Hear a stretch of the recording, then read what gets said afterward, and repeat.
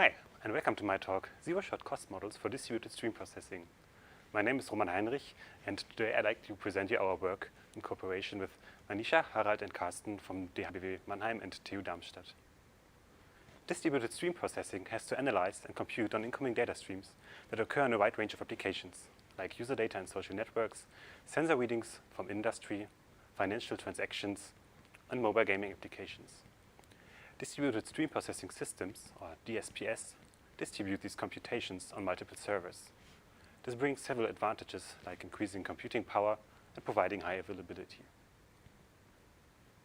Usually, in a DSPS, a streaming query is created to analyze correlations in the data streams.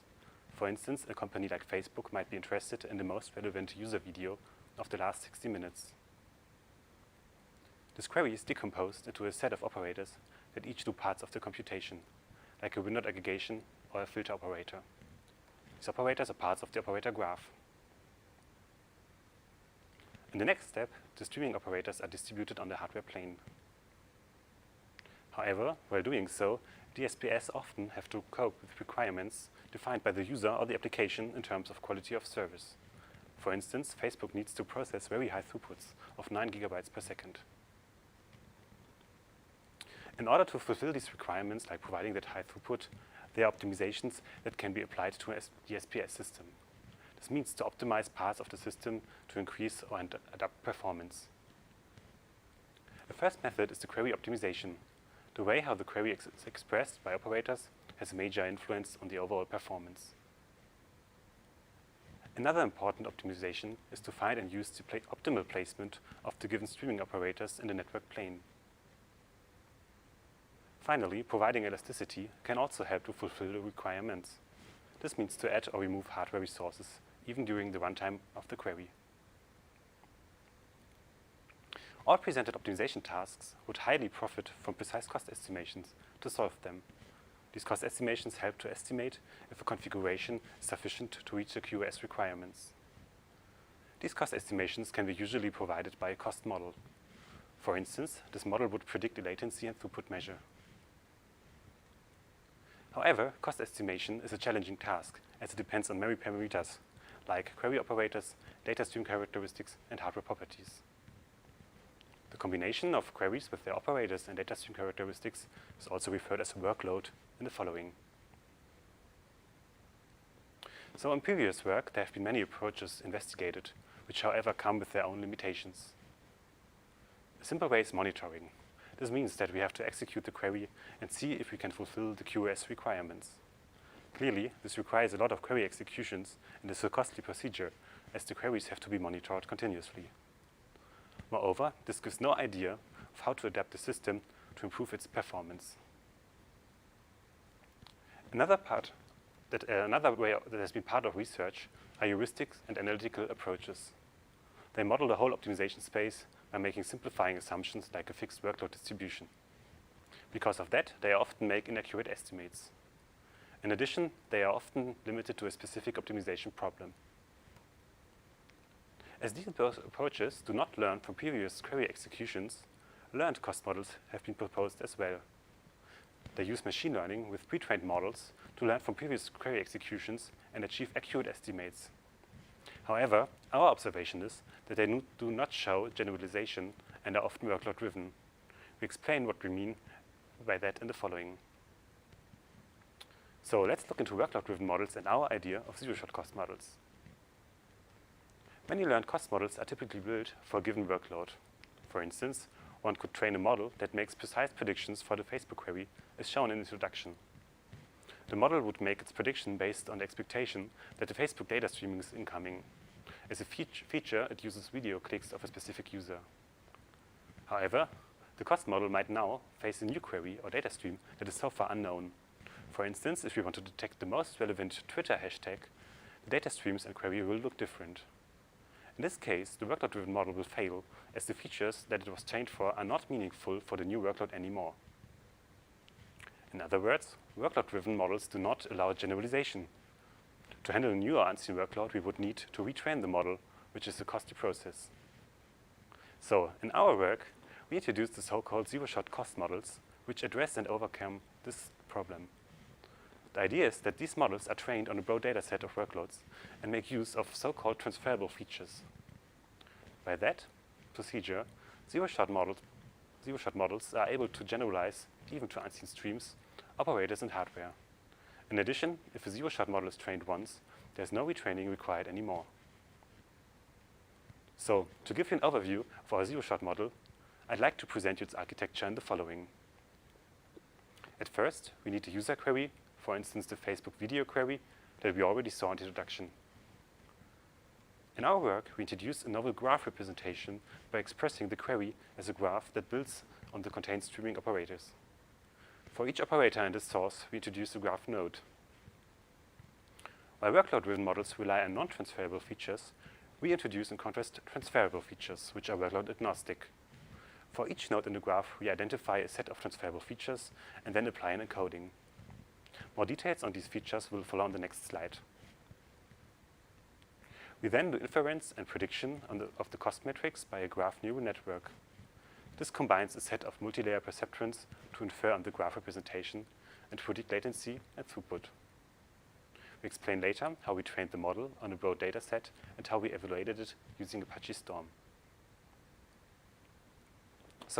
But what does now transferable features mean? Let's look at our Facebook example. So we can featureize our query and data stream in a content-related way, maybe by describing a region or the number of video clicks per user.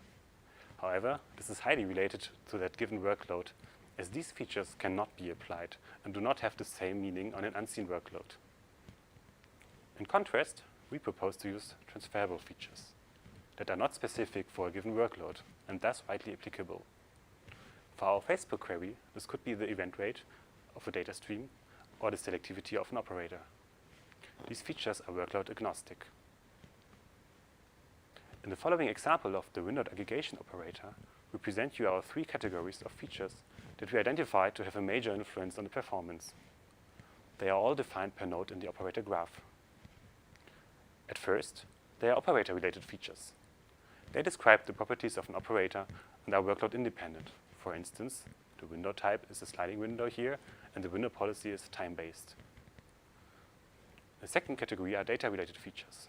They describe logical and data-related properties of the query. For instance, the selectivity is the ratio of incoming to outgoing tuples in an operator.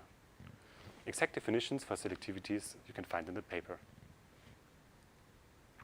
Hardware-related features are also important, as the performance depends on the underlying machine. Corresponding to major cloud providers, we encode the instance size, which represents a combination of common hardware properties. So now I come to our training methodology. As there is no data set given in research that is sufficient for training, we need to generate a known broad data set that includes a large set of workloads and placements. We created the data set by enumerating our important query properties. At first, we selected classical streaming operators like filter, join, aggregation, and enumerated over their properties. For instance, we used different window parameters like the window type, policy, and length. We also enumerated our query structures, like a linear query, a two-way join, a three-way join, each having optional operators. We enumerated also our workload properties. This means event rates and tuple width. Finally, we also enumerated our different hardware. Together, our data set, we executed 15,000 queries and collected their costs, what we then later use as training labels.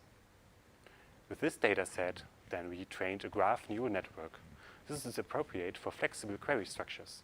Flexible means that different graphs, even with an unseen structure, can be considered. In the inference phase, when we use the model, we then can make use of it to make precise cost predictions, even for an unknown workload, like maybe a four-way join that has been never part of the training data. Now I come to the evaluation of our model. We created our training data with 10 clusters using Apache Storm. As cost metrics, we used the end-to-end latency and throughput. The evaluation metric is the Q error. The Q error is the factor between the predicted and real value. We reported the median and the 95th percentile, and if Q equals 1, we observe a perfect estimate, whereas predictions show higher Q errors. At first, we evaluated the accuracy on a separate test data set that is within our training range but not part of the training data. This is the simplest task and referred as interpolation. In this task, we achieved median Q errors of 1.13 and 1.16, showing that the model is able to interpolate. To evaluate the extrapolation ability of the model, we also applied on benchmarks that were unseen during the training. So we took the advertisement, spike detection, and smart grid queries from DSP bench. We evaluated with Q errors and could achieve a median between 1.01 and 1.99 on these unseen queries. This shows that the model is able to generalize for unseen workloads, made possible by the transferable features and broad training dataset. In another experiment, we evaluated how the model extrapolates for unseen data streams and operator properties. While our model shows a fixed training range, shown here in the gray box, we tested for tuple width and event weights if the model is able to extrapolate to unseen and more extreme values. On the x-axis, you see the tuple width per source, or the event weight, and on the y-axis, the corresponding Q error for latency and throughput. We also evaluate for unseen operator properties. We took time-based and count-based windows and extrapolated over the training range. In many cases, our model could achieve high accuracy, even for unseen and extreme workloads. However, in some cases, the error increases with the distance to the training range. This can be addressed in future work by so-called few-shot learning.